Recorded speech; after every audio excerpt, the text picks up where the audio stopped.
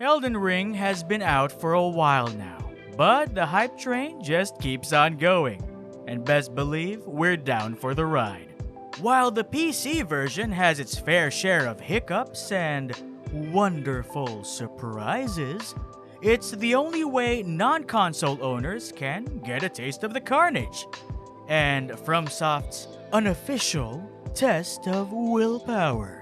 Elden Ring for the PC is definitely playable with a good old mouse and keyboard. And that should pretty much be the end of the story. But then again, should you play with this classic setup, or will brandishing a controller be the best experience for you? As always, we're here to help. Hey guys, I'm Carlos with Ungeek, and we're here to help you decide on whether you should play Elden Ring on PC with a mouse and keyboard or a controller. Now, just in case you haven't played any of From Software's games with a good old keyboard and mouse, here's what you should expect. In the standard key bindings, the mouse buttons are your L1 and R1 buttons. Left click for light attack with your main weapon, and right click with your offhand weapon, or block if you have a shield, as you should. To perform a strong attack with your main weapon, it's shift plus left click. For weapon skill, it's shift plus right click. Simple enough, right? Well, not quite. Combat controls will take a bit of getting used to. And if you're completely acclimated to mouse and key for your sword and board, this'll come naturally soon enough. Or after you die 50 times or so. Please make it stop. The problems truly arise when you need to do a bit of switching. On the controller, you switch weapons, spells, and items using the D-pad, like so.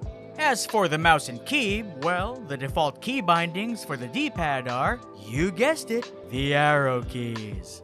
Now, this brings up a couple of problems right out of the box. First, you'll need to let go of your mouse to switch between weapons and spells. I mean, sure, this is fine in the open world when no one's trying to rearrange your guts, but in actual combat? Well, good luck. Also, more importantly, these key bindings remove any chance of you making use of your expensive, decked out, 60% mechanical keyboards with lube cherry MX Reds. Yeah, can't flex when you're dead now, can ya? So, this is obviously a less than ideal setup, and you may find yourself struggling very early into the game. Can you imagine the pain you're looking to get into? Of course, you can always rebind most of the keys in the game, except for the menu and the map, which are Escape and G forever and ever, amen.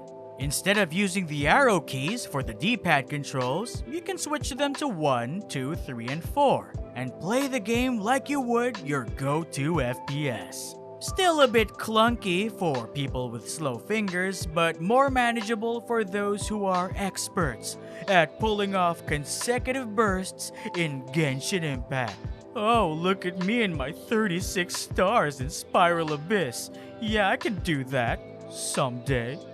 As for the rest of the controls, everything works like it should. Again, all the keys can be set and bound to whichever function suits your style of play. You can mix and match things pretty easily. That being said, there's one thing that we believe could have been optimized a bit better, and that's the pouch feature. On the controller, you hold the triangle or Y button to bring up the pouch, and then press one of the arrows on the D-pad to use a set item. It's basically a quick equip function, so you won't have to shuffle through items in the middle of a fight.